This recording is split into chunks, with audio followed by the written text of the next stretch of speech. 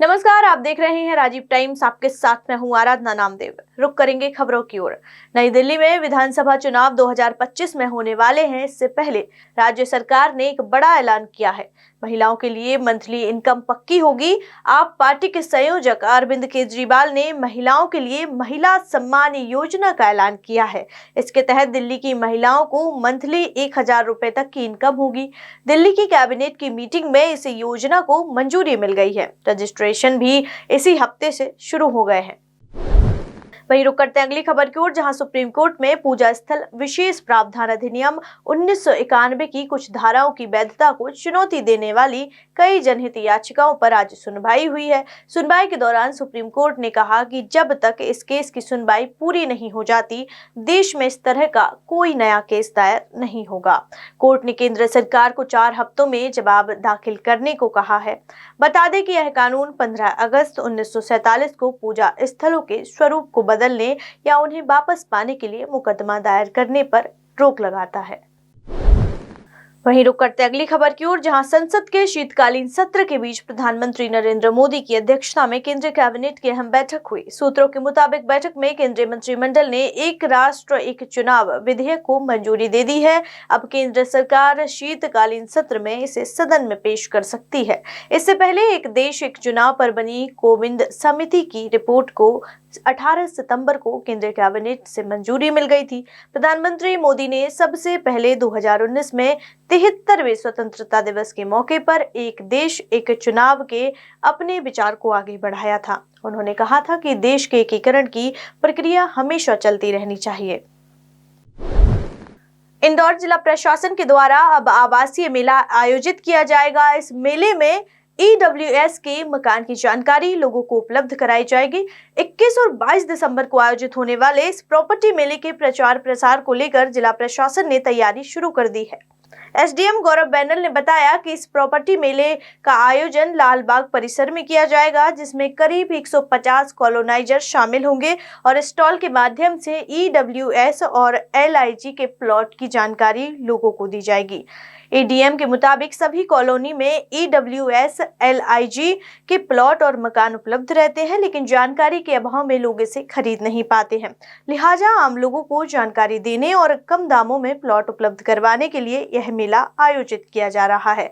उम्मीद है कि जिला प्रशासन के इस प्रयास से निम्न और मध्यम वर्ग के लोगों को आसानी से मकान उपलब्ध हो सकेंगे। देखिए, बिल्कुल कलेक्टर महोदय के निर्देश पे 21 और 22 तारीख को 21 और 22 दिसंबर को लाल बाग में EWS LIG मेले का आयोजन किया जा रहा है।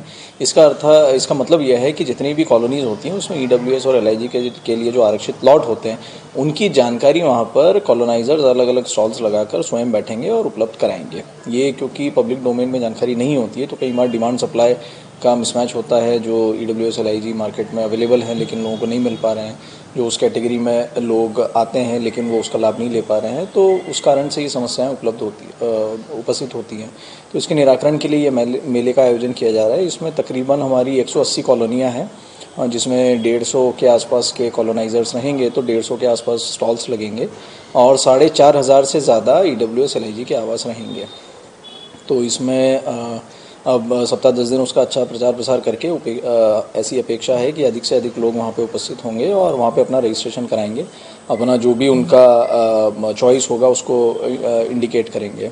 और इसके रजिस्ट्रेशन के लिए भी एक ऑनलाइन सिस्टम तैयार किया जा चुका है, जिसमें कि QR कोड से व्यक्ति वहाँ पे जो स्टैंडीज़ होंगे उसको स्कैन करके और पोर्टल पे पहुँच जाएगा। और पोर्टल पे जब वो पूरा मेला घूमने के बाद उसको जो कॉलोनी समझ में आएगी जहाँ पे वो चाहता है कि EWS या LIG के प्लॉट में अपना चॉइस फिल करना चाहता है, तो उसको इंडिकेट कर देगा और उसका रजिस्ट्रेशन हमारे पास में हो जाएगा। वहीं रुक करते अगली खबर की ओर, जहां इंदौर में एक महिला अधिकारी की 1 हफ्ते की कमाई जाना आप हैरान रह जाएंगे। 1 हफ्ते में वह 75,000 रुपए होने की खबर सामने आई थी। जहां महिला व बाल विकास की टीम ने जब इस महिला अधिकारी को रेस्क्यू किया तो उसके पास से 75,000 रुपए की नकदी मिली है। महिला ने बताया कि यह उसके सप्ताह भर की कमाई है। औसतन 10 से 15 दिन में वह इतनी राशि कमा लेती हैं, यानी कि इस हिसाब से देखें तो वह हर दिन 5,000 रुपए कमाती हैं। यह कमाई मध्य प्रदेश में प्रति व्यक्ति सालाना आय 1.42 लाख रुपए से अधिक है। महिला ने बताया कि वह शनि मंदिर, जैन मंदिर के आसपास के क्षेत्रों में भीख मांगती हैं। उसके पास से 1 रुपए से लेकर 500 रुपए के नोट मिले हैं। इस मामले में महिला व बाल विकास विभाग की टीम ने कार्रवाई की है और महिला को उज्जैन सेवाधाम में पुनर्वास के लिए भेजा गया है। सर, ये हम कलेक्टर महोदय के आदेश से फरवरी से निरंतर रेस्क्यू अभियान चला रहे हैं और इसी अभियान के अंतर्गत हम कल सुबह 8 बजे से रेस्क्यू अभियान चालू किया। तो इस अभियान के अंतर्गत जब राजवाड़ा क्षेत्र में हम गए तो शनि मंदिर के समक्ष एक महिला भिक्षावृत्ति कर रही थी, तो अन्य भिक्षावृत्ति करने वाले लोगों के साथ में ही इसको रेस्क्यू किया और इसको पुनर्वासित करने के लिए उज्जैन के सेवा धाम में ले गए। और उस दौरान जब इसकी जांच पड़ताल की गई तब इसकी साड़ी में से बहुत जगह पैसे छुपा के रखा था इन्होंने, और जब हम उसको काउंट किए तो 74,748 रुपये हमें प्राप्त हुए। कितने दिनों की ये राशि थी? सर, वो महिला के अनुसार ये लगभग 10-15 दिन की ही राशि है।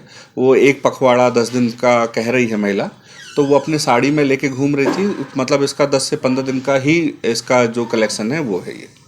रेस्क्यू क्यों नहीं की गई? सर, ये महिला एक्चुअली क्या है कि सुबह 8 बजे से भिक्षावृत्ति करती है और हमारे दल ऑफिस टाइम पे लगभग अभी 9 बजे 10 बजे से भिक्षावृत्ति के लिए रेस्क्यू अभियान चला रहे थे और अब हमने सुबह और रात में भी शिफ्टें चेंज कर दी हैं और यहाँ पे अभियान कर रहे हैं। तो ये महिला हमें पकड़ में आई है। तो ये प्रोएक्टिव टीम ने जांच की थी कि किसी तरह की मुखबिर से सूचना प्राप्त हुई? नहीं सर, ये कोई मुखबिर और कोई प्रोएक्टिव नहीं था, बल्कि ये रूटीन रेस्क्यू अभियान था। उसमें उस दिन हमने 14 लोगों को रेस्क्यू किया था, उसमें से एक महिला ही थी ये। इस बुलेटिन में फिलहाल इतना ही। देश दुनिया की तमाम खबरें देखने के लिए देखते रहिए राजीव टाइम्स। नमस्कार।